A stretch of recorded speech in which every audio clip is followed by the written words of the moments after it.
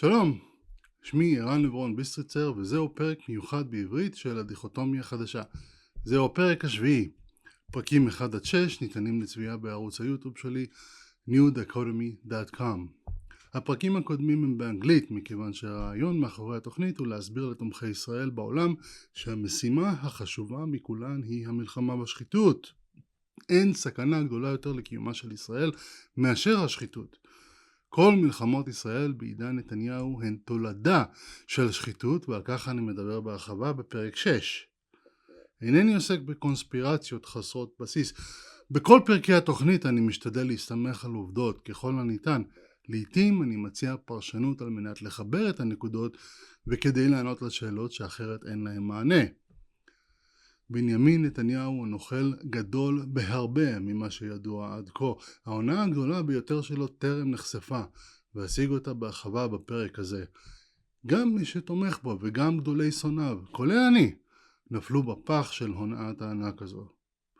חמאס מתחזק מחדש בעזה. איראן בונה מחדש את החיזבאללה. אם השחיתות תמשיך להשתולל באין מפריע, צפויות מלחמות נוספות עם איראן, עם לבנון, עם תימן ובעזה.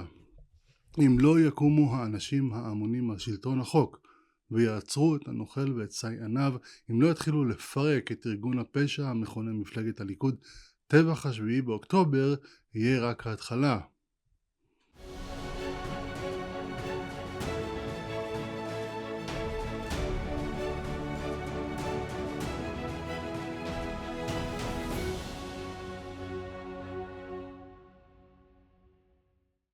כדי להבין מהי ההונאה הגדולה ביותר של נתניהו, חייבים קודם כל להבין כמה דברים לגבי הניסיונות לכונן שלום עם הפלסטינים.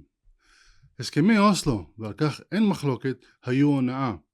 הפלסטינים הוציאו לפועל מאות פיגועים שנועדו לטרפד את יישום השלבים הבאים בתהליך אוסלו. כלומר, ערפאת סיכל במכוון הקמת מדינה פלסטינית. ערפאת מעולם לא היה מעוניין בשלום. מיליציות חמושות בפקודתו ביצעו שורה מחרידה של פיגועים שנועדו למנוע הסדר קבע. הניסיון הבא לסיים את הסכסוך היה של ביל קלינטון ואהוד ברק בקמפ דיוויד. גם הניסיון הזה נכשל מכיוון שערפאת סירב להצעה היותר מנדיבה שקיבל. במקום לסיים את הסכסוך, ערפאת ברח מקמפ דיוויד והצית אינתיפאדה חדשה, בה הוציא לפועל אפילו יותר פיגועים מאשר אחרי אוסלו. מאות אזרחים ישראלים נרצחו בדם קר. למדנו לאחרונה שקלינטון וברק הציעו לערפאת 100% מדרישותיו. 100%! ערפאת סירב. ללמדנו שהתנועה הפלסטינית מעולם לא הייתה תנועה לאומנית. הם לא מעוניינים בהקמת בית ללאום הפלסטיני, אפילו יסכימו לכל דרישותיהם. שוב, בדיוק כמו אחרי אוסלו, הוכיחו הפלסטינים שמעולם לא היו פניהם לשלום או להסדר קבע או למדינה פלסטינית. ב-2005 נעשה ניסיון נוסף לחיות בשלום עם הפלסטינים, הפעם ללא הסכם ובמעמד צד אחד.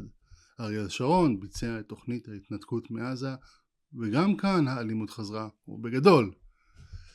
ביקשתי מלא מעט ישראלים להסביר את פשר האלימות מרצועת עזה אחרי ההתנתקות. קיבלתי די הרבה הסברים, ואף אחד מהם לא הגיוני. הרוב חושבים שהפלסטינים רוצים לכבוש את מדינת ישראל. הרי מה שמלמדים אותם בבתי הספר של אונר"א זה שכל מדינת ישראל, מהנהר ועד הים, הייתה פעם מדינת פלסטין, וכל כולה כבושה, ולפיכך יש לצאת למלחמת קודש, לג'יהאד, כדי לשחרר את האדמות המוסלמיות הקדושות מידי הכובשים הציונים. אלא שההסבר הזה הוא לא ממש הגיוני. הפלסטינים הם לא טיפשים. הם יודעים היטב כי כוחות גדולים בהרבה ניסו בעבר לכבוש את מדינת ישראל. ב-48, ב-67 וב-73 ניסו צבאות עצומים, עם טנקים, עם חיל אוויר, לכבוש את ישראל, וכולם נכשלו. איך בדיוק אמור החמאס, בלי טנקים, בלי חיל אוויר, להשיג את המטרה הקדושה של שחרור פלסטין מהכובשים הציונים? התשובה כמובן שזה בלתי אפשרי. חמאס יכול לגרום להרבה מאוד נזק וטרור, אבל עם כל הטילים שברשותם, ביחד עם כל העפיפונים המלאים בנפט והמנהרות, ואפילו בהתחשב בהצלחה של טבח 7 באוקטובר, הם לא יכולים באמת לגרום לנזק משמעותי למדינת ישראל, שלא לדבר על כיבושה. הפלסטינים בעזה מפעילים טרור מתוך שטח שנמצא 100% בשליטתם מאז 2005. אין שום הסדר שלום עתידי עם ישראל בו יוכלו לקבל יותר שטח בעזה ממה שכבר קיבלו בהתנתקות, אבל הם לא בונים את עזה, את מדינת פלסטין שלהם. במקום זה הם משקיעים מיליארדים בטילים, עפיפונים ממוקדים ומנהרות. זאת כנגד הצבא החזק במזרח התיכון, צבא שאין להם שום סיכוי להביס. למה? מה בדיוק ההיגיון מאחורי המאבק חסר התוחלת הזה? הם מנסים להשיג את הציונות לאחור. הם עדיין מנסים לנצח את המלחמה של 48, אומרת דוקטור עינת וילף. תסלח לי דוקטור וילף שאני מכבד מאוד את דעתה, אבל אני סבור שמדובר בשטויות. לנצח צבא כמו צה"ל ולכבוש את ישראל עם מנהרות, רקטות ועפיפונים זו פנטזיה. אנחנו רוצים להאמין שהעזתים הם כולם מוסלמים קיצוניים, פנאטים, ולכן אין שום היגיון מאחורי הטרור הפלסטיני. הג'יהאד הוא לנצח מטרתם המקודשת ביותר. הם פנאטים, אל תחפשו פה היגיון. זה בדיוק מה שמוכרים לנו חולרות כמו נתניהו ובן גביר. מה לעשות, אבל מדובר בתעמולה. תרצו או לא, מנהיגי הפלסטינים הם פרגמטיים ורציונליים, ולטרור מעזה שלאחר ההתנתקות יש הסבר פרגמטי ורציונלי לחלוטין. רבים שכחו, אבל ההתנתקות הייתה בעצם רק שלב ראשון בדרך להסדר קבע. השלב השני הייתה תוכנית ההתכנסות של אהוד אולמרט. התוכנית הייתה אמורה להוביל לפירוק ההתנחלויות בגדה. אולמרט רצה לכנס את היישובים הישראלים לתוך ישראל, מה שבהכרח היה מוביל להסדר קבע, כלומר להקמת מדינה פלסטינית ויישום פתרון שתי המדינות. תוכנית ההתכנסות מעולם לא יושמה. היא הפכה לבלתי אפשרית מבחינה פוליטית, ומה שעצר אותה הוא הטרור מעזה. כל פוליטיקאי ישראלי שיקום ויגיד שחייבים לפנות התנחלויות ביהודה ושומרון, מיד יאמר לו כל ישראלי שפוי, ובצדק. מה, השתגעת? אתה לא רואה מה קרה בעזה אחרי שמסרנו להם שטחים? אתה רוצה שאותו דבר יקרה בגדה? אתה רוצה טילים גם על נתב"ג ועל תל אביב? וזאת בדיוק המטרה היחידה של הטרור העזתי. סיכול נסיגה נוספת מהשטחים. כל עוד ישראל מחזיקה בשטחים, ההנהגה הפלסטינית יכולה להיות סמוכה ובטוחה שלעולם לא תקום מדינה פלסטינית, כי מדינה פלסטינית זה הדבר שהכי מפחיד אותם, הדבר ממנו הם בורחים בעקביות כמו חרדים מצווי גיוס. הסיבה לכך היא כמובן שחיתות. הדבר הזה שקוראים לו מדינה פלסטינית הוא הונאה, שנועדה לחלוב כספים בעיקר מכלכלות מערביות. זה די פשוט.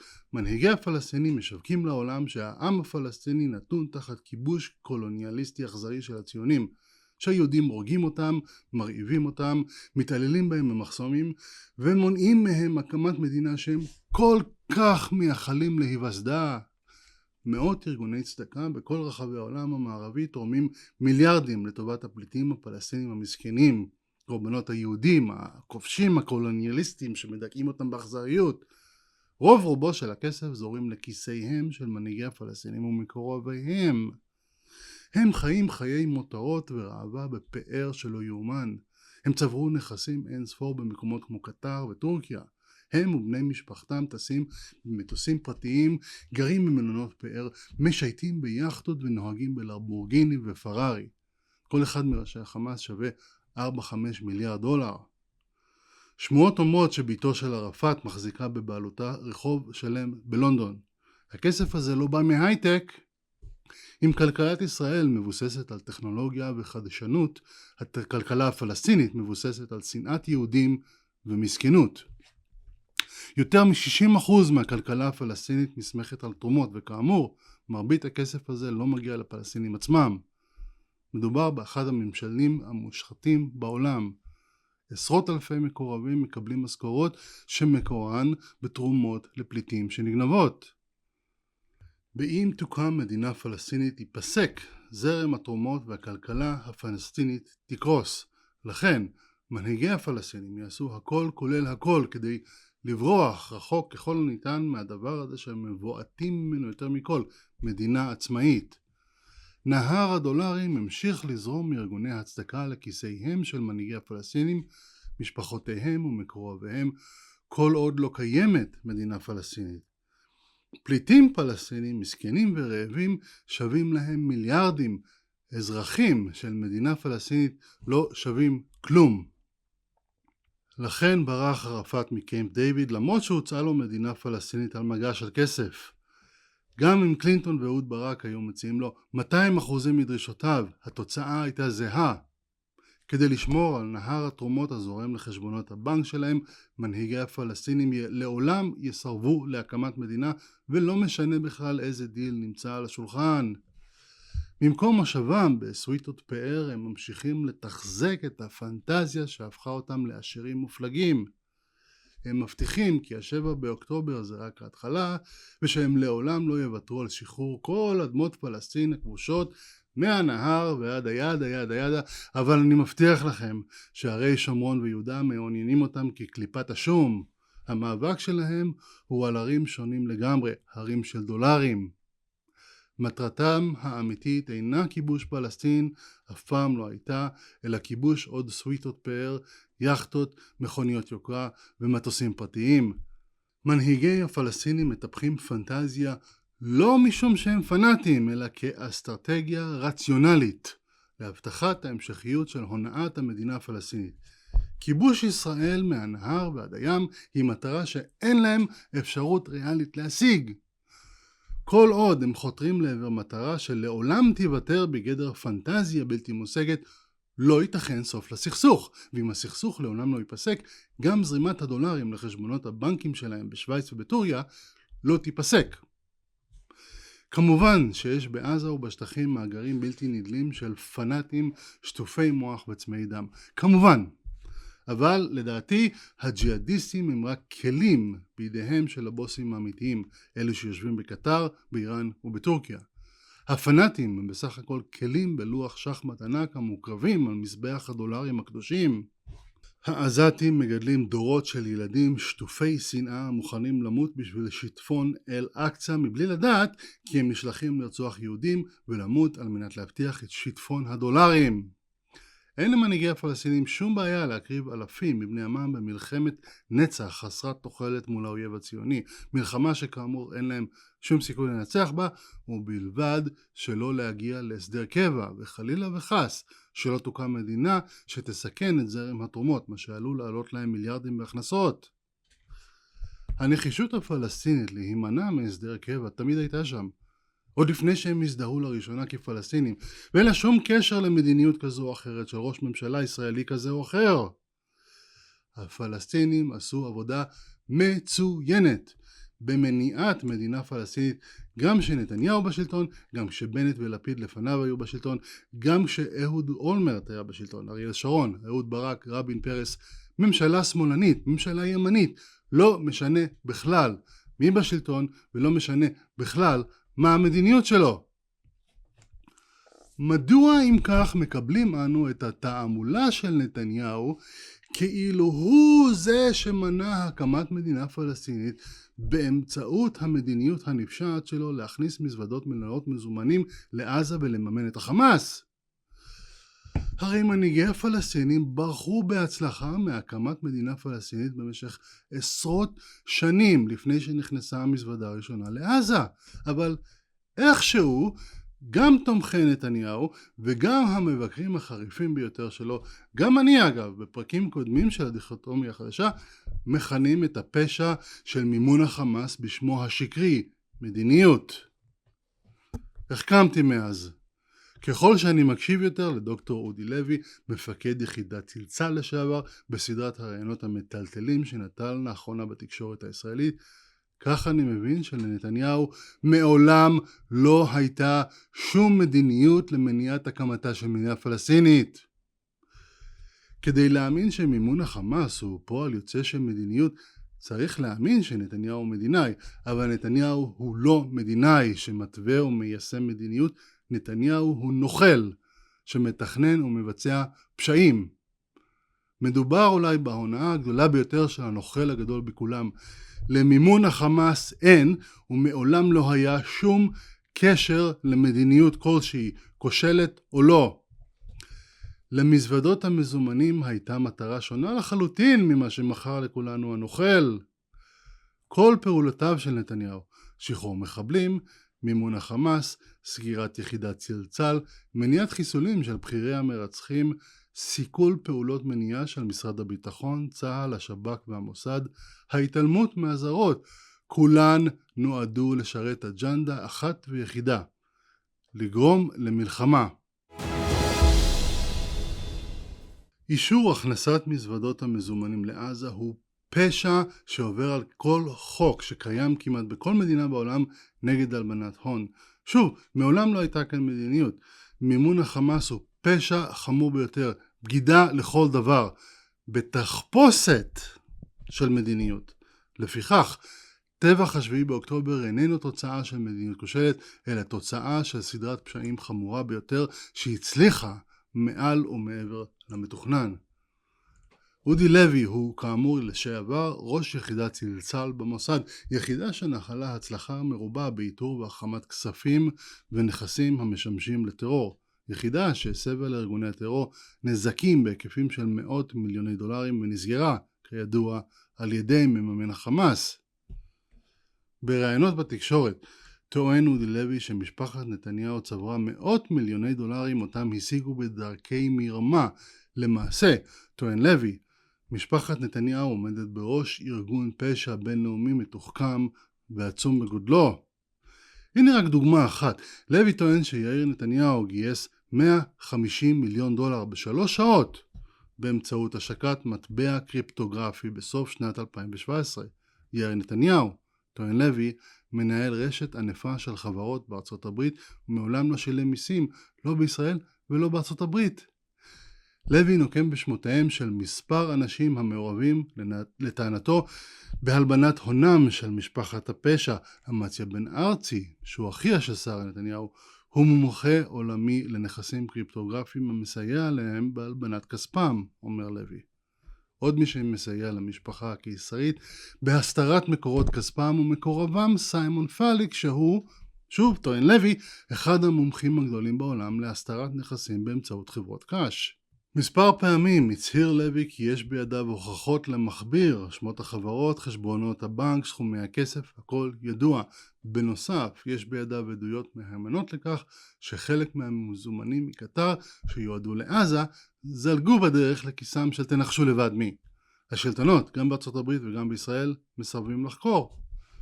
ישנם מספר אנשים בארצות הברית שנחרדים ממה שנתניהו מעולל למדינת ישראל ומשתוקקים למסור עדות נגדו, אבל אף אחד לא מתשאל אותם. אותו הדבר גם לגבי החברה האמריקאית שעומדת מאחורי מסמכי רבן. לוי אומר שאף אחד מעולם לא פנה אליהם על מנת לוודא את האותנטיות של המסמכים הנוגעים לשוחד מקטר לצורך מימון קמפיין בחירות. בנוסף, משרד המשפטים האמריקאי מונע מהמשטרה הישראלית לתחקר את ג'יי פוטליק בפרשת קטרגייט. נשיא ארצות הברית דונלד טראמפ ושגריר ארצות הברית בישראל מייק האקבי, שניהם תומכים גם בביטול משפטו של הנוכל וגם במתן חנינה. זוהי התערבות בוטה בהליך משפטי במדינה ריבונית, לכאורה, בניגוד לכל כללי הפרוטוקול הדיפלומטי. המסקנה המתבקשת היא שנתניהו, אם להשאיל ביטוי מאמנון אברמוביץ', מאותרג. איש בארצות הברית לא חוקר וגם לא יחקור את אימפריית הפשע של נתניהו. לוי מרמז על סיבה אפשרית לכך, אבל צריך לקרוא בין השורות. ב-2015 לוי אמר שהוא הזהיר את נתניהו על כך שארגוני ביון זרים אוספים עליו מידע. בארגוני ביון זרים הוא התכוון לאמריקאים, ל-CIA. העובדה שהוא מושחת הופכת אותו לסחיט. אנחנו חייבים לשאול, אם זה נכון, אם האמריקאים אספו מידע על ארגון הפשע של נתניהו במטרה לסחוט אותו, מה ידרשו ממנו האמריקאים בתמורה להתרוגו? כאן נדרש הסבר קצר על המיק, או ה-Military Industrial Complex, שם כולל לחמשת יצרניות הנשק האמריקאיות הגדולות. זוהי תעשייה עצומה בגודלה שמגלגלת 60 מיליארד דולר בשנה. פה אינני קובע עובדה אלא מציע פרשנות. להערכתי, יצרניות הנשק האמריקאיות אינן מייצרות רק כלי נשק, הן מייצרות גם את המלחמות בהן משתמשים בכלי הנשק הללו. קל אם כך להבין את פשר היחסים בין ה-CIA לארגון הפשע של נתניהו. להערכתי, הם מבטיחים שהוא ואימפריית הפשע שלו ושל משפחתו לא יחקרו על העלמות מס והלבנת הון בהיקפים של מאות מיליוני דולרים, ובתמורה נתניהו מסדר להם מלחמות אינסופיות שלצורך ניהולן ישראל צריכה לשעבד חלק עצום מתקציב הביטחון שלה בעבור רכישת נשק וחימוש ממפעלי המוות האמריקאים בהיקף של עשרות מיליארדים בשנה. טבח השביעי באוקטובר הוביל להפצצה מסיבית של עזה באלפי פצצות בעלות של עשרות מיליארדי דולרים. בוננזה עצומה למפעלי המוות האמריקאים. מדובר בסך הכל בעסקה מצוינת עבורם, עסקה קצת פחות טובה למי שאין לו מניות בתאגידים הללו. פעולותיו של הנוכל מכניסות לכיסיהם של תאגידים אמריקאים עוד ועוד מיליארדים של דולרים, בעוד הישראלים, אותם אנשים שהנוכל אמון על ביטחונם, חופרים עוד ועוד קברים. שהתיר את הכנסת מזוודות המזומנים לעזה, בגד נתניהו בכל שותפותיה האסטרטגיות של ישראל למאבק בטרור.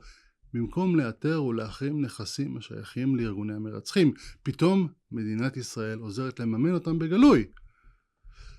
לא רק שהנוכל חיבל בעבודת המוסד וסגר את צלצל, הוא גם העלים עין מדרכים רבות נוספות בהם קטר מימנו את חמאס במיליארדים נוספים דרך קרנות צדקה שונות. בראיונות עמו נשאל אודי לוי מדוע סגר נתניהו את יחידת צלצל. הוא אומר שאין לו תשובה לכך. אם הפרשנות שלי נכונה ואכן העמיק באמצעות ה-CIA מפעילים את נתניהו לצורך גרימת מלחמות שמכניסות להם רווחי עתק, הרי שלא צריך להיות כל ספק לגבי המניעים לסגירת צלצל. הדבר האחרון שצריך מי שמעוניין במלחמה זה איזו יחידה של המוסד שמסתובבת להם בין הרגליים ומחרימה מאות מיליארדי דולרים שמיועדים לטרור. כדי שתפרוץ מלחמה, העמיק צריכים את ארגוני הטרור בסביבה חזקים, מפוצצים בכסף למשכורות, חמושים מכף רגל ועד ראש ושטופי שנאה. בשביל זה בדיוק האמריקאים מממנים את אונר"א, אגב, אני אחזור לנושא הזה בהמשך. מי שרצה להילחם בטרור היה מתגבר את יחידת צלצל. מי שסגר אותה מעוניין במלחמה. ואכן, כל פעולותיו של נתניהו בשנים שלאחר שהוא הוזהר כי ארגוני ביון זרים אוספים עליו מידע במטרה לסחוט אותו, חיזקו את ארגוני הטרור וסללו את הדרך לטבח ולמלחמות היקרות שבאו בעקבותיו. ישראל היא מדינה שהוקמה בחלקה על ידי ניצולי שואה, הבית הלאומי היחיד בעולם של העם היהודי, והנה מי שמתיימר להיות ראש הממשלה שלה, מר ביטחון, במו ידיו עוזר לממן כנופיה של נאצים שטופי מוח וצמאי דם. זה הגיוני בערך כמו להציב פסל של היטלר בכניסה ליד ושם. הצעד הראשון בדרך לטבח היה להפליץ איזשהו סיפור על מדיניות שיש לו למר ביטחון, סיפור שנועד לנרמל את הטירוף של טיפוח הנאצים בעזה. כדי למכור את התועבה הזאת ישב הנוכל למיטב יועציו ויחדיו המציאו מדיניות המצוצה כולה מהאצבע. מי שרוצה למנוע הקמת מדינה פלסטינית חייב לחזק את חמאס, וחמאס זה נכס. זו לא מדיניות חברים, זאת סיסמה שיווקית שנהגתה כדי למכור לנו שכאילו חיזוק החמאס נועד בעצם לצרכים פוליטיים. שקר מוחלט. באותה מידה נתניהו יכול היה גם לומר שחייבים לחזק את החמאס אם רוצים שהשמש תזרח מחר בבוקר. הקשר בין מזוודות הדולרים לבין מניעת הקמת מדינה פלסטינית הוא בדיוק כמו הקשר בינם ובין זריחת השמש. כלום ושום דבר. אפילו הצליח נתניהו לגייס לשורותיו את מקיאוולי וגבלס. לא היה עולה בידם לרקוח מזימה מרושעת מזו. מוות עתידי המוני של אלפי חפים מפשע משווק לעם ישראל כמדיניות לגיטימית. חמאס זה נכס, זאת אג'נדה פוליטית.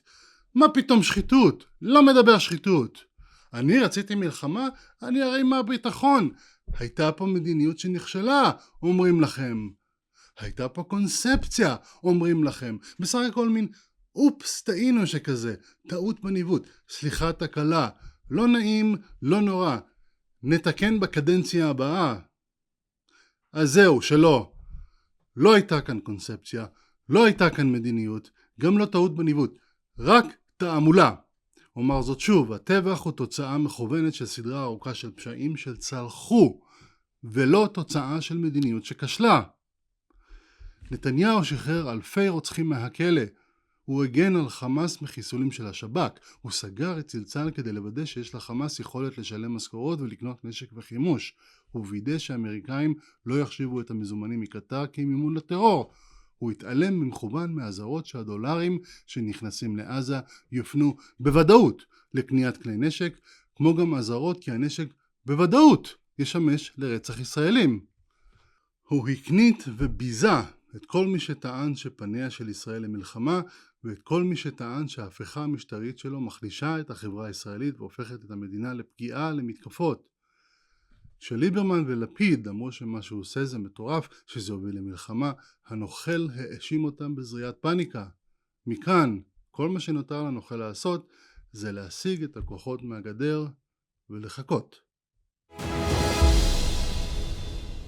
גם לגבי הגבול הצפוני מעולם לא הייתה לנוכל שום מדיניות. גם כאן נועדו כל פעולותיו לגרום למלחמה. לא בכדי כונן ליברמן כי הוד בוגדניותו מסרב לפעול נגד החיזבאללה, בעוד אלו מציבים אלפי טילים בסמוך לגבול, תוך הפרות בלתי פוסקות של הסכמי הפסקת האש והחוק הבינלאומי, ותוך שהם מתגרים ללא הרף בצה"ל. מתגרים ולא נענים. מדיניות הכלה קרא הנוכל הביזיון הזה. עוד הונאה, עוד חזיון שווא חסר כל היגיון או בסיס עובדתי שהנוכל מכר לנו כמדיניות. מדיניות שבגינה ב-2018 התפטר ליברמן. מה שבפועל קרה זה שנתניהו דאג שמדינת ישראל תבליג על הפרובוקציות המסוכנות של החיזבאללה כדי לאפשר לארגון להתעצם. הוא העלים עין מכך שארגון טרור הקורא בגלוי להשמדת ישראל הציב מאות אלפי טילים בסמוך לגבולה. הוא שיווק לציבור, לממשלה ולגופי הביטחון מדיניות מזויפת שתכליתה לאפשר לחיזבאללה להתעצם עד שברירת המחדל היחידה היא מלחמה.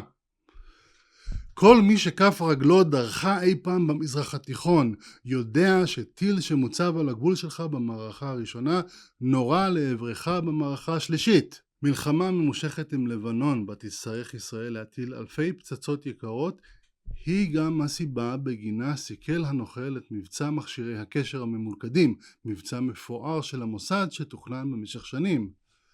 המבצע הזה היה מוכן לפעולה 4 ימים אחרי טבח אוקטובר.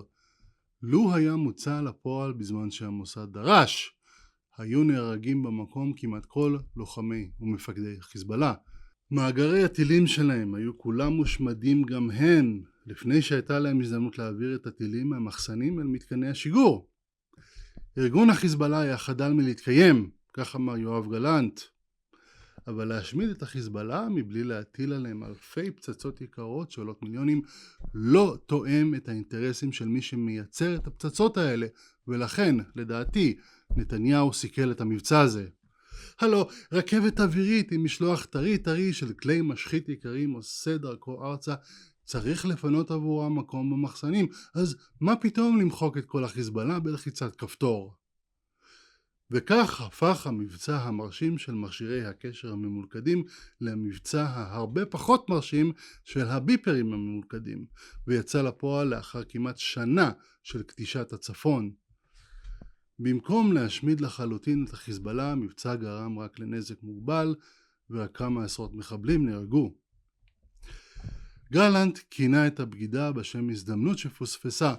לא הייתה כאן שום טעות ושום פספוס. פעולותיו של נתניהו הם עקביות וצפויות. הנוכל הגן על החיזבאללה מידו הארוכה של המוסד, ואפשר להם בכוונה תחילה לקטוש ולהפציץ יישובים במשך 11 חודשים. יצרניות הנשק קיבלו בדיוק את מה שרצו. עוד מלחמה רווחית ביותר. שוב מרוקנים מחסני תחמושת על לבנון, ושוב צריכה ישראל לרכוש עוד פצצות ועוד חימוש.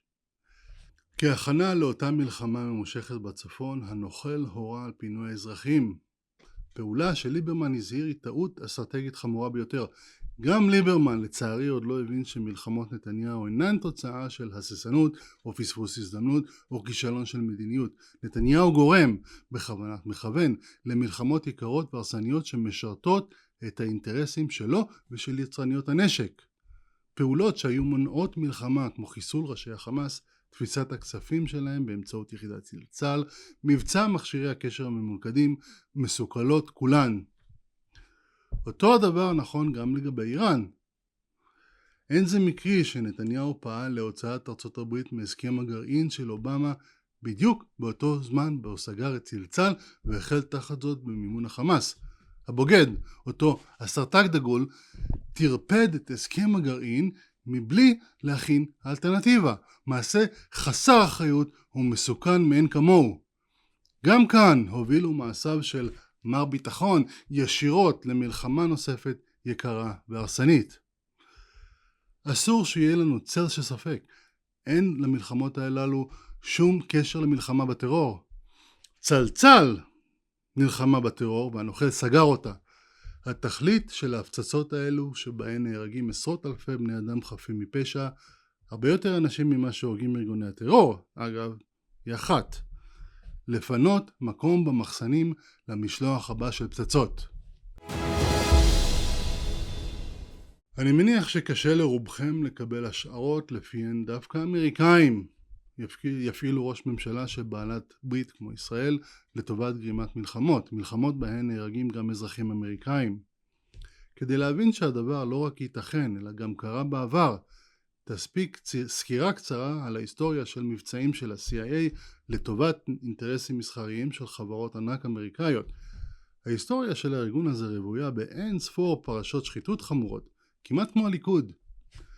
המדיניות הרשמית של ארצות הברית יכולה להיות כזאת של מלחמה בטרור וכינון הסכמי שלום, אבל כשהמדיניות הרשמית מתנגשת עם האינטרסים המסחריים של תאגידי ענק אמריקאים ונוצר צורך בהפעלת כוח בניגוד למדיניות הרשמית, ועל מנת להבטיח אינטרסים מסחריים של אותם תאגידים, מוטלת המשימה על ה-CIA. בשנות ה-50 ותחילת שנות ה-60 התערבו ה-CIA במספר מערכות בחירות ביוון לטובת מועמדים מהימין ותמכו כלכלית במשטר דיקטטורי לטובת אינטרסים אמריקאים. ב-1954 היה ה-CIA מעורב במבצע הפיכה בגואטמלה. הם הדיחו את הנשיא חקובו ארבנז לאחר שהפקיע קרקעות והלאים חברות, מה שסיכן אינטרסים של תאגידים אמריקאים. ההפיכה הובילה למלחמת אזרחים בה נהרגו עשרות אלפי בני אדם.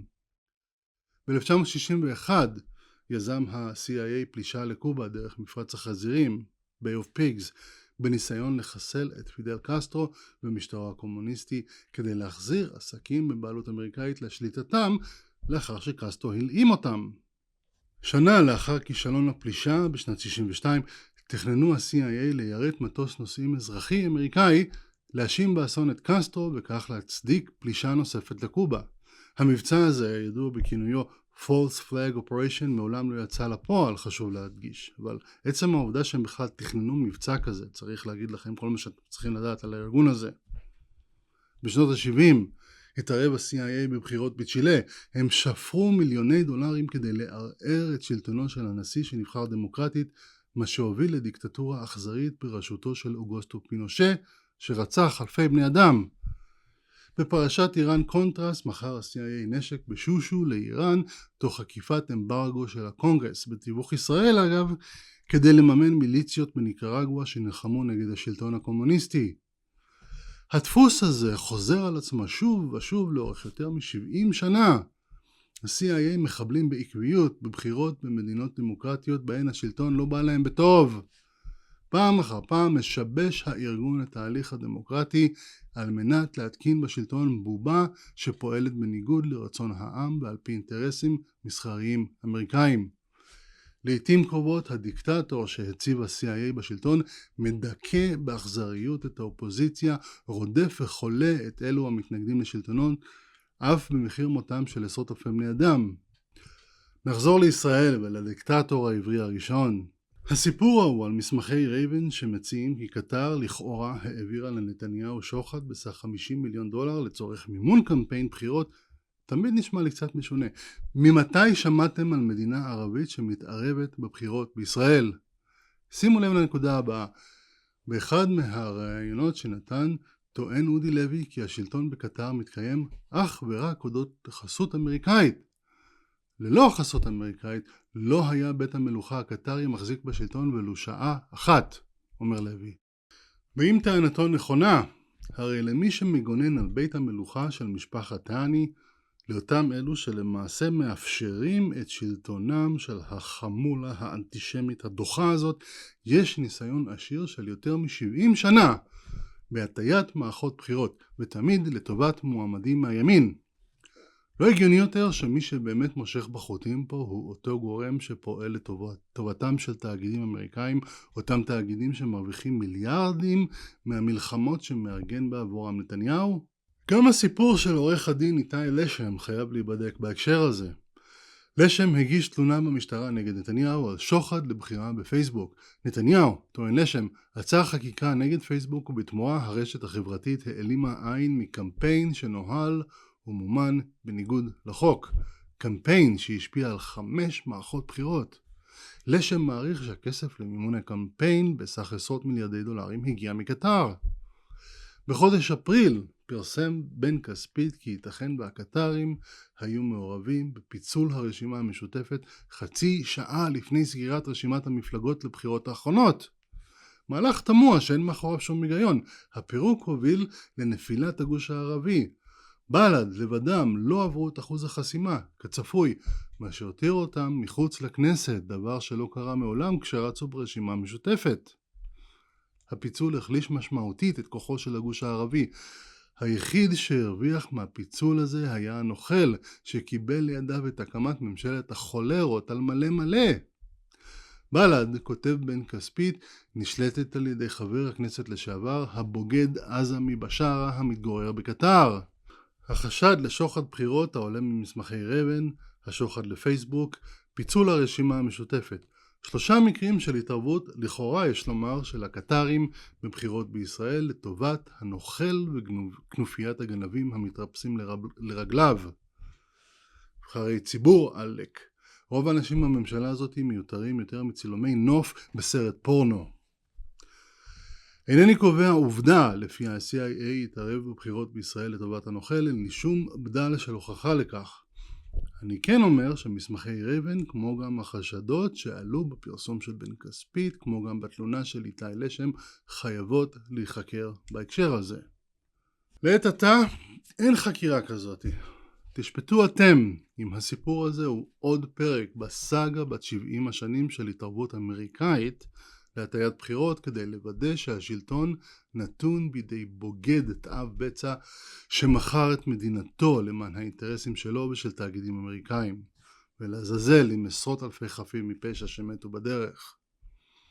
כך או כך, כל עוד לא מוקמת ועדת חקירה ממלכתית לטבח ה7 באוקטובר, לי אין שום בעיה להניח, שוב לא לקבוע, שעל מנת למכור עוד ועוד חימוש וכלי נשק להשמדה המונית, ועל מנת לשמור על מחירי מניה גבוהים של מפעלי המוות האמריקאים, הפעיל ה-CIA את הנוכל על מנת לסכל פעולות העשויות להרע את מצבם של ארגוני טרור, וכדי להעלות את הסיכוי למלחמה.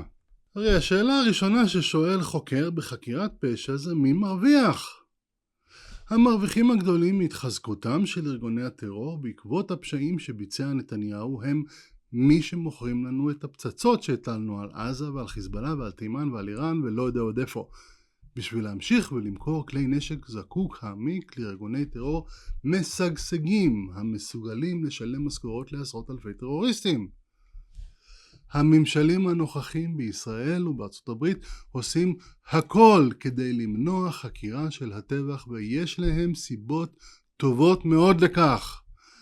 46 דקות לתוך הראיון שלו עם משה רדמן בפברואר 2025, אודי לוי אומר בצורה מפורשת שהוא ראה מסמכים ששייכים לחמאס שיצאו מעזה ושמראים שה-CIA היה מעורב בשידול הקטרים לממן אותם. אם זה נכון שה-CIA מעורב במימון החמאס, ואם זה נכון שקיימות ראיות ממשיות להעלמות מס בהיקף של מאות מיליוני דולרים על ידי ארגון הפשע בראשות נתניהו, ואם זה נכון שגורמים מסוימים, כדברי אודי לוי, מונעים חקירה בנושא, הרי מתבקש שקיים דיל בין מי שחייב בדין ובין מי שמונע את אותו הדין. אנחנו, ה-CIA, נגן עליך מחקירות בגין העלמות מס והלבנת הון, ואתה, כלומר הנוכל, תוודא שחלק נכבד מתקציב הביטחון של ישראל מוקדש לקניית עוד ועוד חימוש ונשק.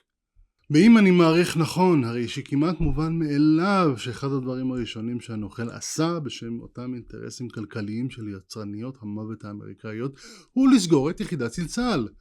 מכיוון שמטרתו של הנוכל היא לגרום למלחמה, גם הגיוני לחלוטין שהוא יתעלם במכוון מכל האזהרות למלחמה שהגיעו מכמעט כל ראשי מערכת הביטחון. הזהרות הרי היו בשפע. כל מי שעיניו בראשו ידע שזה לא ייגמר בטוב, המימון הזה של החמאס. הבעיה היא לא שלא משכו לו בדש מעילו, הבעיה היא שה-CIA מושך לו חזק בביצים. נתניהו לא רק ארגן להעמיק שפע של מלחמות יקרות שהעשירו את קופתן בעשרות מיליארדי שקלים באדיבות משלם המיסים הישראלי. רק תחשבו מה עוד החלאה הזאת עשתה לטובת האמריקאים מה שאודי לוי ידע אותו שהם אוספים עליו מידע כדי לסחוט אותו. הוא אישר מכירת כלי נשק מתקדמים ושוברי שוויון לסעודיה ולטורקיה. הוא נתן להם להשתלט על הסיוע ההומניטרי לעזה על ידי חברה שהוקמה על ידי בכיר לשעבר ב-CIA. הוא גם מכר את עתודות הגז של ישראל לשברון, תאגיד האנרגיה האמריקאי. אז מי באמת מושך לבובה ביבי בחוטים? הקטרים או שהם האמריקאים? ואולי אתם חושבים שלא ייתכן שדווקא ארצות הברית היא שעומדת מאחורי שיבוש הדמוקרטיה בישראל ומאחורי מימון הטבח כמו גם סיכול מניעתו. אתם צודקים, היא לא. להאשים את האמריקאים בשיבוש מערכות בחירות בישראל או בטבח זה כמו שמאשימים את כל הישראלים ברצח עם בעזה. הלא אנחנו דורשים ממבקרי ישראל בעולם להבחין בין אזרחי המדינה לבין הממשלה המושחתת שלה, נכון? באותה מידה עלינו להבדיל בין אמריקה הרשמית, בעלת הברית החשובה שדחפה לסיום המלחמה והשיבה את החטופים לביתם, ובין העמיק, אותם תאגידים אמריקאים מרושעים ותאבי בצע שפועלים מאחורי הקלעים בניגוד למדיניות הרשמית של הממשל האמריקאי ותוך הפרת החוק הבינלאומי. קטר היא מממנת הטרור הגדולה בעולם, את זה כולנו יודעים. ממה שכתב יגאל כרמון באתר ממרי, מדובר במדינה הכי אנטישמית, הכי תומכת טרור והכי אנטי מערב שקיימת בעולם. בראיונות עמו נשאל דוקטור אודי לוי מדוע נמצא הבסיס האמריקאי הגדול ביותר מחוץ לארצות הברית דווקא בקטר. את זה אף אחד לא יודע, הוא אומר. תרשו לי אם כך להציע פרשנות. רמז אחד אפשר למצוא בדבריו של יגאל כרמון על קטר, על כך שהיא לא מדינה אמיתית. זוהי נסיכות זעירה במפרץ המונה בסך הכל כ-300,000 אזרחים, ממלכה קטנטונת החולשת על עתודות עצומות של נפט וגז טבעי. רמז נוסף מספק אודי לוי באומרו שהסעודים, שהם בעלי ברית של ארצות הברית, הציעו לאמריקאים בסיס בשטחם שהוא גדול יותר מזה שקיים בקטר, ונענו בשלילה. קטר היא מצד אחד מדינה של השליטים בה תלות מוחלטת בחסות אמריקאית, כדבריו של דוקטור לוי, ואמריקה, כולנו יודעים, נלחמת בטרור.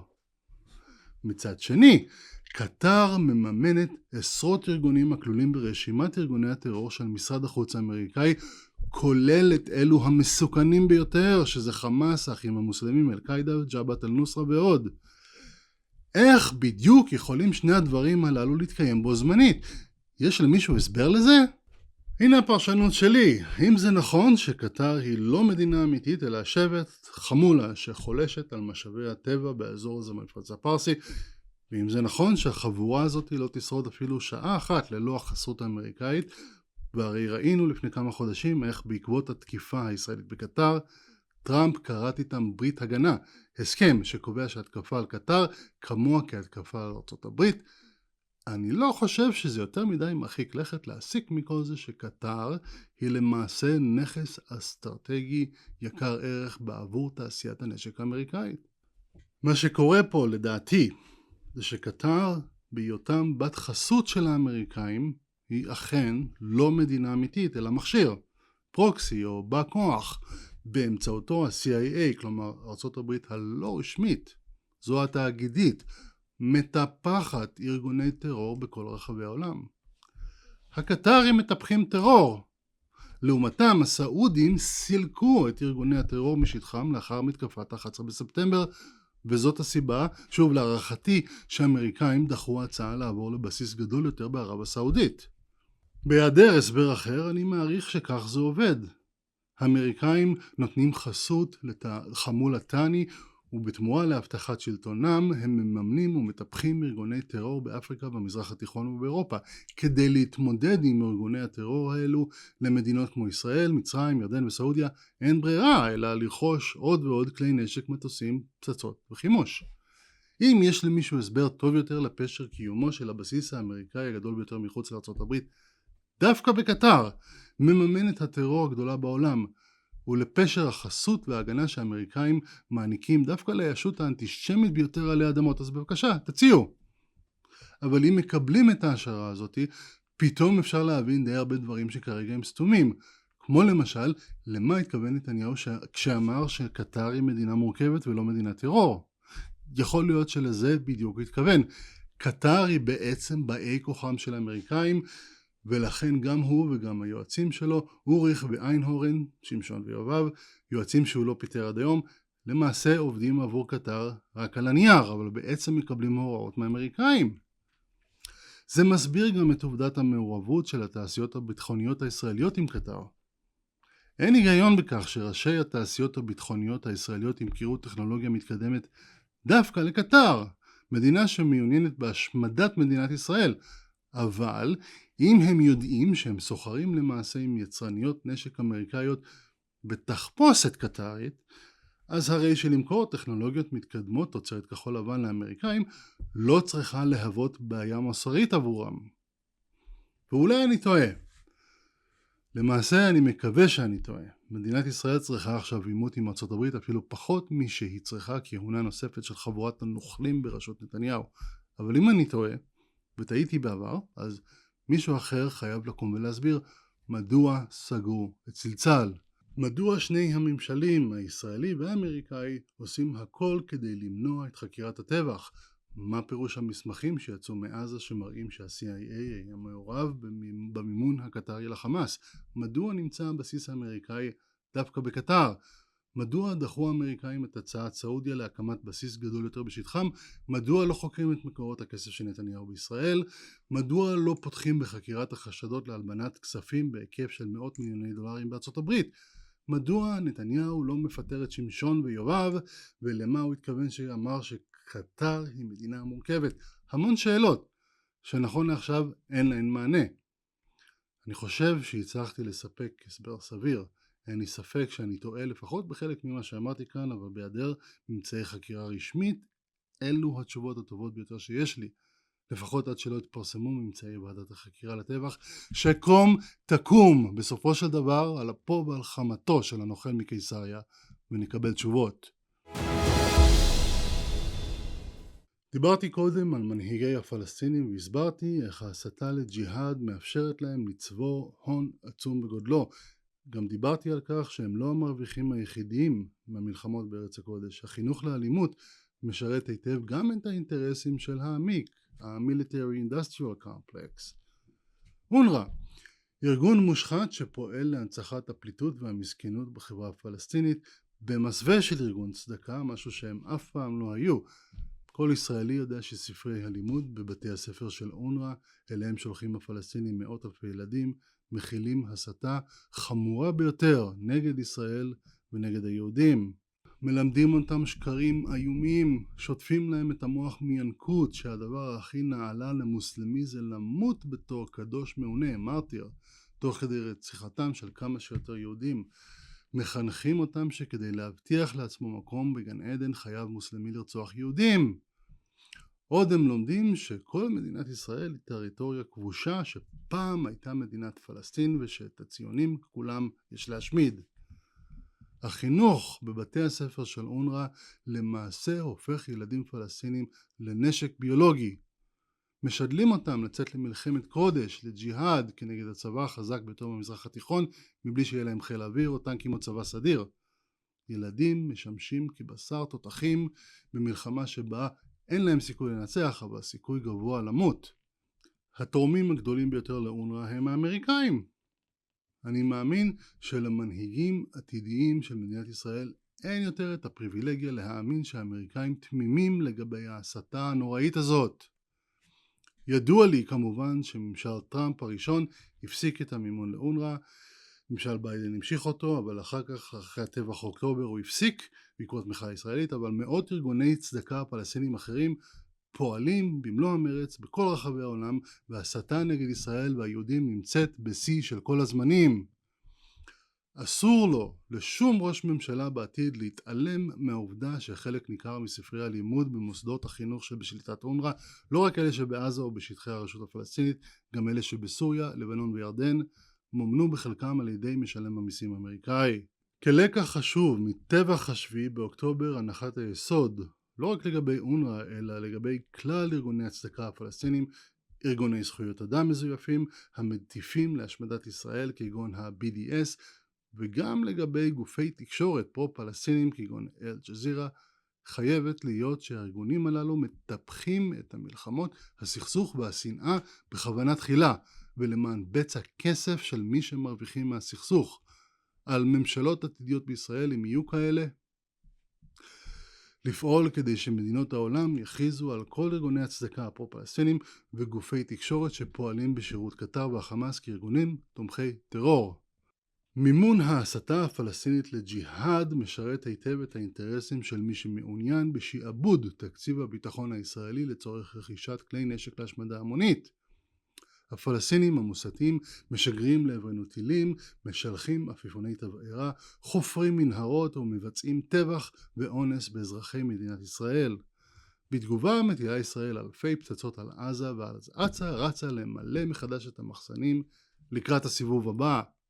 הברית בין ארצות הברית וקטר גורמת לבעיה חמורה נוספת, בעיה איתה מתמודדים לא רק הישראלים אלא כל היהודים בעולם, והיא האנטישמיות הגואה.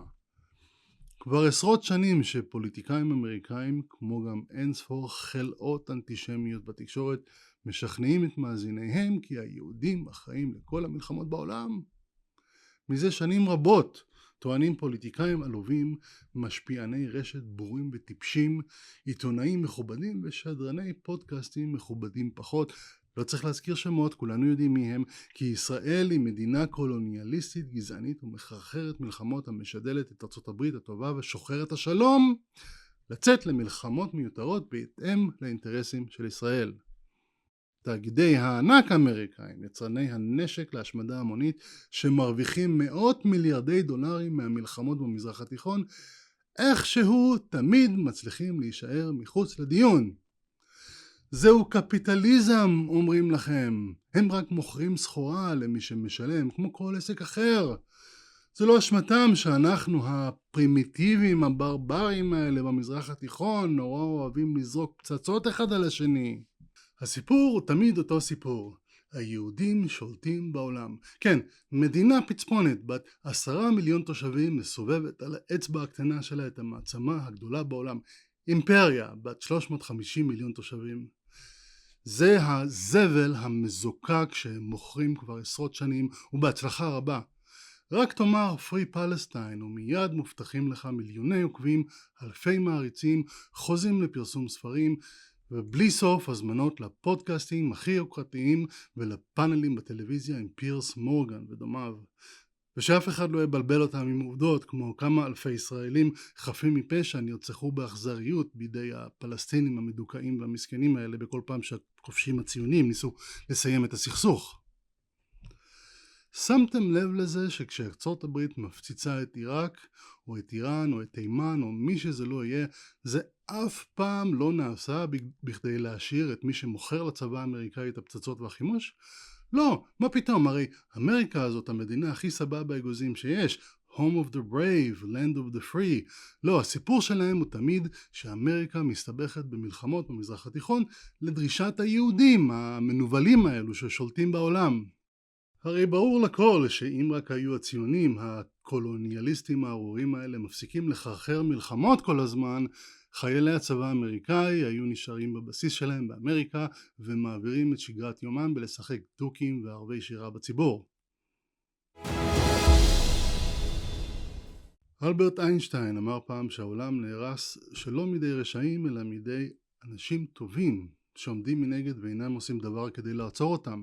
מילים אלו מתארות במדויק את האנשים המאיישים את רשויות אכיפת החוק השונות בישראל. אנשים טובים, חלקם הקדישו את חייהם לשירות הציבורי, אבל גם פחדנים שבמו זלת ידם מחריבים את המדינה.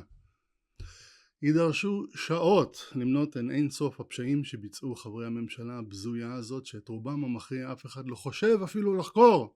לפני כמה חודשים פורסם שאותו מנוול שרץ פעם עם הסלוגן רק נתניהו חזק מול החמאס, העביר מאות מיליוני שקלים מכספי ציבור לעזה דרך חברות קש שהסבו את המימון ככזה שהגיע מערב ומשוויץ. לפחות חלק מהסיוע הגיע לחמאס, כאילו הטבח מעולם לא קרה. ראש ממשלה בישראל מסייע לכאורה לכנופיית טרוריסטים מכספם של אזרחי המדינה שבאזרחיהם טבחו. לא ייתכן שבזמן שהורים לחיילים נאלצים לרכוש בכוחות עצמם ציוד מציל חיים, ציוד שחסר, שבזמן שלא מוצאים כספים בעבור סיוע לאנשי מילואים ומשפחותיהם, שבזמן שפתויי שבי קורסים כלכלית ונאלצים לפנות לציבור לעזרה, שבזמן שאפילו פרוטזות לנכי צהל ממומנות על ידי אנשים פרטיים, שבזמן שלא נמצאים כספים לשיקום סורוקה או לשיקום העוטף, פשוט לא ייתכן שמאות מיליוני שקלים יוזרמו דווקא לעזה. לא ייתכן שזה עובר בשקט. בספר החוקים של מדינת ישראל נשבע לכם שיש דבר כזה. סיוע לאויב בשעת מלחמה הוא בגידה לכל דבר. אין כאן מקום לפרשנות בכלל. מי שחתום על הסיוע הזה לעזה חייב לעמוד לדין על בגידה. פרקליטות המדינה במדינת חוק כבר מזמן הייתה מגישה כתבי אישום כנגד אלי כהן, אמסלם רגב ויתר חברי כנופיית הליכוד ושותפיהם לחגיגת השחיתות, ומרחיקה אותם לאלתר מהשירות הציבורי, אבל הם חבורת פחדנים. לא אנשים רעים, אנשים טובים, אבל כאלו בפרפרזה על דברי איינשטיין שמחריבים את המדינה בכך שהם מסרבים לעשות את מה שבעבורו הם מקבלים משכורות נדיבות, לאכוף את החוק. את הגישה התבוסתנית הזאת היטיב לנסח נשיא בית המשפט העליון לשעבר אהרון ברק, שאמר שהעם הוא זה שצריך להציל את המדינה מכנופיות הפשע שהשתלטו עליה. בלבלת סבלה. לשלוח פושעים לכלא זאת העבודה של המערכת שאתה פעם עמדת בראשה, לא של האזרחים. אזרחים לא יכולים להגיש כתבי אישום נגד עבריינים. תשאל את איתי לשם, הוא ניסה. מה הוא חושב לעצמו אהרון ברק? שכל מוסדות המדינה נעלמו פתאום והאזרחים הם אלו שצריכים להושיע את עצמם? מה זה פה, 7 באוקטובר? תגיד לי, זה לא אתה שאמרת פעם שהכל שפיט? זה כולל את הליכוד? אם גם הליכוד שפיט, אז למה שלא תקרא ליועמ"שית להוציא את הבוגד לנבצרות? למה שלא תקרא למאות מאבטחים יוצאי שב"כ לצאת מהצללים ולמסור עדות במשטרה על הפשעים שביצע הנוכל להם היו עדים? לשבת ולחכות לבחירות. זוהי אשכרה הבשורה הדלוחה היוצאת מפיו של מי שהמציא את המושג אקטיביזם שיפוטי. בתור ניצול שואה, אתה לא חושב אולי שאזרחי המדינה היהודית היחידה בעולם זקוקים לקצת מהאקטיביזם השיפוטי הזה שלך? למה שלא תקרא לוועדת החקירה לרכש הצוללות לשוב לעבודתה ולהגיש דוח סופי בהקדם כדי שיוכל השב"כ לשים אזיקים על הנוכל כבר עכשיו במקום לתת לו להשחית מערכת בחירות נוספת? ואם כבר השב"כ, איך בדיוק מינה הבוגד ראש שב"כ חדש למרות שבית המשפט העליון, המוסד שפעם עמדת בראשו, קבע שאין זה ראוי שראש ממשלה ימנה אדם לראשות הארגון שחוקר אותו? השופטים קבעו כי לא הוצגו עילות משפטיות מספיקות להתערבות בשיקול הדעת של הממשלה. וואלה, אני חושב שקיימים כ2,000 קברים טריים שדווקא קובעים שיש בהחלט מקום להתערבות בשיקול הדעת של הממשלה. נראה לי שבדיוק בשביל ניגוד עניינים מושחת שכזה הומצא האקטיביזם השיפוטי, לא? בשביל למנוע מינוי ראש שב"כ על ידי מי שנמצא תחת חקירת שב"כ. השופטים הפחדנים שהכשירו את השרץ הזה לא הצליחו למצוא ולו קור טוב של אקטיביזם שיפוטי בשביל למנוע את מינויו של משיחיסט קיצוני לאחד התפקידים הרגישים ביותר שיש. גם הביזיון הזה עובר? אולי בגלל המינוי הפסול הזה הרשה לעצמו השר לבזיזת האוצר לייחל לדריסתו של נשיא בית המשפט העליון. פשע לכל דבר, הסתה לרצח לכל דבר. על המחבל הזה צריך לשים אזיקים ומיד. אבל הם לא יעשו כלום, חוץ מתלונות ועצומות כמובן. אתם מבינים, שופטים לא כל כך נכבדים שהתרתם למי שטובת המדינה אינה עומדת לנגד עיניו, לפושע שכל החלטותיו נגועות בשיקולים זרים, למנות ראש לארגון שבו שיקולים בלתי מקצועיים כמו חמאס מורתע, כן? כבר גרמו לטבח אחד, נכון? אתם מבינים שבאי פסילתכם את המינוי סייעתם למעשה לראש ארגון פשע למנות לראש השב"כ את מי שאחיו הוא יד ימינו של סיימון פאליק, אותו אחד שעזר לנוכל על פי טענתו של אודי לוי, בכיר לשעבר במוסד, להלבין מאות מיליוני דולרים שהשיג במרמה. אתם מבינים שבאי מוכנותכם לאכוף את החוק אתם למעשה שותפים פעילים בהפיכתה של ישראל לרפובליקת בננות מושחתת נוסח איראן תחת שלטון השאה. מה לעשות, אבל השופטים שפעם היו בירושלים הוחלפו בחבורת רכיכות חסרות עמוד שדרה. זה לא רק שר המשפטים יריב לוין שאינו מכיר בסמכותו של בית המשפט העליון, נראה לי שגם בית המשפט העליון אינו מכיר בסמכותו של בית המשפט העליון. אם האזרחים שהשיבו מלחמה באותו יום ארור, אזרחים כמו יאיר גולן ונועם תיבון, וארגונים אזרחיים כמו אחים לנשק היו נגועים באותה גישה תבוסתנית בסגנון של אין לנו מה לעשות, בוא נשב ונחכה שמישהו אחר יבוא ויעשה את העבודה. חמאס היה כובש את מדינת ישראל כולה תוך יום וחצי. כבר יותר מ10 שנים שהליכוד, ארגון הפשע, מכונה בטעות מפלגה, פועל כנגד האינטרסים של מדינת ישראל. סגירת צלצל, אישור מחירת הצוללות למצרים, אישור מחירת מטוסי קרב מתקדמים לטורקיה ולסעודיה, החלשת צה"ל, חיזוק החמאס, השמדת הלכידות החברתית, שחיקת אמון הציבור בממשלה, שיתוק מוסדות השלטון על ידי מינויים מקורבים, השתוללות יוקר המחיה, הקטל בכבישים, העברת מיליארדים לחרדים ולהתנחלויות, הורדת דירוג האשראי, החלשת מערכת המשפט, הפיכתה של ישראל למדינה שנואה ומצורעת, ועוד ועוד. 3 שנות שלטון, 0 הישגים, אין ספור מחדלים, שערוריות בפשעים חמורים. חבורת האימפוטנטים בבתי המשפט, במשטרה, בפרקליטות ובמשרד מבקר המדינה מקבלים משכורות כדי לשמור על שלטון החוק.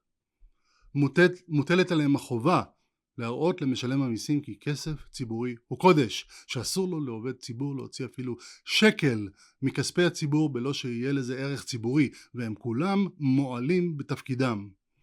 אל תצחיקו אותי עם הטענות האלה שחוקרים את נתניהו על כל דבר הכי קטן. הנה הוא עומד עכשיו למשפט על סיגרים ושמפניה. ההליך הפלילי נגדו הוא קרקס, לא משפט. תפקידו הוא לא עשיית צדק, אלא מריחת זמן, העמדת פנים, כאילו ישראל היא מדינה בה כולם שווים בפני החוק. איזה ערך יש להליך הפלילי נגד נתניהו אם במהלך 5 השנים בהן מתנהל משפטו על כל עבירה פלילית אחת שנידונה בבית המשפט, הוא כבר הספיק לצבור בערך 1,000 עבירות נוספות. גם אם יורשע בסופו של דבר, מה שיורשע בו הוא טיפה בים לעומת העבירות החמורות בהרבה שביצע בוגד. עבירות שעדיין לא נחקרו ובחלקן אפילו לא נחשפו. בחירות לא יושיעו את המפעל הציוני. לבני זונות האלה יש 1,001 טריקים באמתחתם כדי לחבל בהליך הדמוקרטי, לסכל את רצון הבוחר ולשמור על הזכות שניתנה להם מהתורה לשדוד את הקופה הציבורית באין מפריע. הגיבוי שמעניקה קטר לכנופיית הפשע האוחזת בשלטון בישראל, או כפי שאני חושד ה-CIA, בתחפושת של קטר, היא מסוכנת ביותר. ה-CIA הוא ארגון חסר כל עקיבות מוסריות שכבר הראה פעמים רבות לאורך ההיסטוריה את מוכנותו ומיומנותו בדרדור מדינות דמוקרטיות למלחמות אזרחים עקובות מדם, כמו גם להפקרת אזרחי מדינות לחסדיו של צורר אכזר וחובב שלמונים המתעלל באזרחים, רודה והורג בהם, ובלבד שישרת את האינטרסים של תאגידים אמריקאים. נתניהו הוא איש נטול חמלה, מצפון ואפילו קמצוץ אנושיות. הוא לא יכול להרשות את הקמתה של ועדת חקירה שתשלח אותו לחבל התלייה באשמת בגידה, ולכן יעשה הכל כדי להמשיך ולאחוז בשלטון. כמו נתניהו, כך גם ה-CIA לא יאפשר חקירה של טבח ה-7 באוקטובר. הממשלה הנוכחית מייצרת רווחים עצומים בעבור תעשיית המוות האמריקאית. נוח להם, לאמריקאים, שהחולרות שמייצרות להם רווחים שכאלה תמשיך לאחוז בשלטון. היו בטוחים שלארגון המסוכן הזה יש תוכנית מפורטת לשיבוש מערכת הבחירות הבאה. מיליוני דולרים של כסף קטרי כבר משוריינים לצורך זה, אני בטוח. הם יעשו הכל כדי להטות שוב את תוצאות הבחירות לטובת הבובה ביבי, ואם יחשלו, יפעלו לכינונה של דיקטטורה משיחית שתבטיח את אחיזתם במושכות. באם יובס בבחירות, יכריז הנוכל כי זויפו ויצית מלחמת אזרחים. לא לחינם השר האוויל הטרוריסט האחראי להשמדת ביטחון הפנים, איתמר בן שפיך, הנפיק אלפי רישיונות נשק בניגוד לחוק, והקים מספר לא ידוע של מיליציות חמושות, גם כן בניגוד לחוק. גם המקרה הזה, למקרה שתהיתם, עוד לא נמצא מי שיגיש כתב אישום נגד הפושע המסוכן הזה, גם זה עבר בשקט, כי אנרכיה. החמאס מתחזק מחדש בעזה. הסכם הפסקת האש הביזיוני עם חיזבאללה השאיר אותו כשחקן פעיל במערכה שאיראן עובדת במרץ לשקם. האמריקאים הזהירו את איראן לפני המתקפה בפורדו כדי שאלו יוכלו להעביר את האורניום המועשר שברשותם למקום מבטחים ובזאת לשמר את מעמדם כאיום אסטרטגי של ישראל. אין ברירה אלא שוב להפציץ. המחסנים שוב מלאים בכל טוב של נשקים להשמדה המונית ממיטב תעשיית המוות האמריקאית. חייבים לרוקנם כדי לפנות מקום למשלוח הבא. עוד סבב לחימה ועוד אחד.